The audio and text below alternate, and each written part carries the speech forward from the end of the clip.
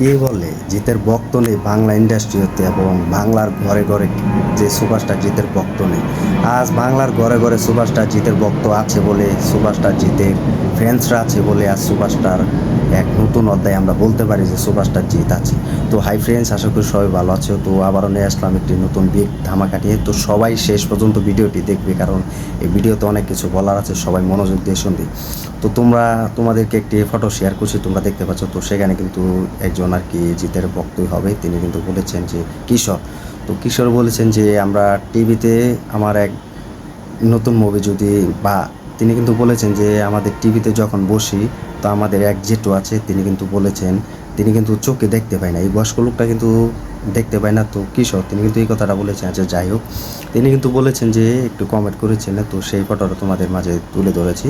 তো তিনি কিন্তু বলেছেন যে আমার জেঠু তিনি চোখে দেখতে পায় না, তো টিভিতে মুভি ছাড়লে বা টিভিতে মুভি দেখতে বসে পড়লে আমরা কিন্তু সেসব মুভি দেখতে মজা পাই না। তো তিনি কিন্তু এটা বলেছেন।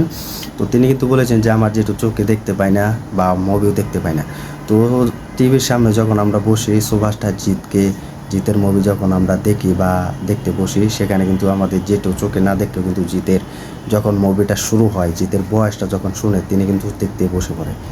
তো দেখো, আজ বাংলার ঘরে ঘরে সুপারস্টার জিতের ভক্ত রয়েছে, জিতের ফ্যান্সরা রয়েছে। এটা শুধু জিতের ভক্ত নয়, জিতের আসল ফ্যান্স বলে কথা। কারণ এই লোকটা চোখে দেখতে পায় না, কিন্তু জিতের মুভির আওয়াজ বা বয়সটা শুনলেই তিনি বসে পড়েন এবং এক ঝলক জিতের মুখের বয়সটা দেখার জন্য, শোনার জন্য কিন্তু তিনি টেলিভিশনের সামনে বসে পড়েন এবং সেই বয়সগুলো শুনেন। তো ভাবো, আজ এই বয়স্ক লোকটা আজ সুপারস্টার জিতের ভক্ত এবং জিতের ফ্রেন্ডস, তিনি দেখিয়ে দিলেন যে বাংলার ঘরে ঘরে সুপারস্টার জিতের ভক্তরা এখনও আছেন। বয়স বেশি হলেও কিন্তু এখনও বাংলার ঘরে ঘরে সুপারস্টার জিতের ভক্তরা আছে। তো ভাবো, তিনি চোখে দেখতে পায় না, কিন্তু জিতের পুরো বয়সটা যদি শুনে তিনি, তাহলে তিনি সেখানে বসে জিতের পুরো বয়সটা শুনে এবং জিতের পুরো ডায়লগগুলো তিনি শুনে তিনি উপভোগ করে। তো ভাবো, আজ জিৎ কোন পর্যায়ে নিয়ে গিয়েছে বাংলা ইন্ডাস্ট্রিও, আর জিৎ কোন পর্যায়ে গিয়েছে। শুধু একমাত্র সুভাষটা জিতের ক্রেজ।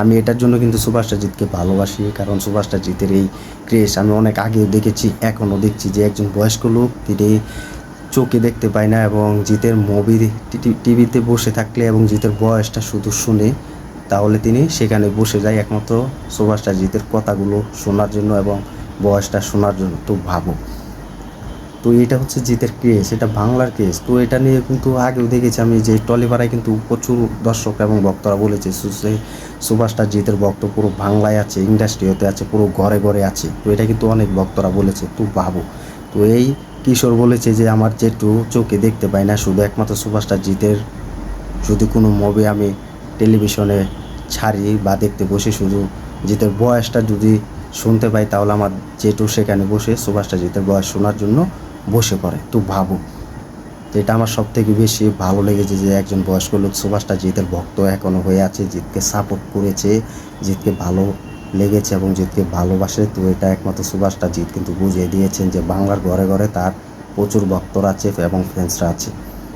তো এটা কি তোমাদের অনুভূতি কি আরও অনেক সুপারস্টারদের সাথে হয়েছে কিনা আমি জানি না। তো এটার জন্য এই দাদুকে আমি অনেক সেলুট জানাই, তো অনেক সম্মান জানাই এই লোকটাকে, কারণ তিনি চোখে দেখতে পায় না, তিনি তারপরে কিন্তু সুভাষটা জিতের কথাগুলো শোনার জন্য কিন্তু টেলিভিশনের সামনে কিন্তু বসে পড়েন।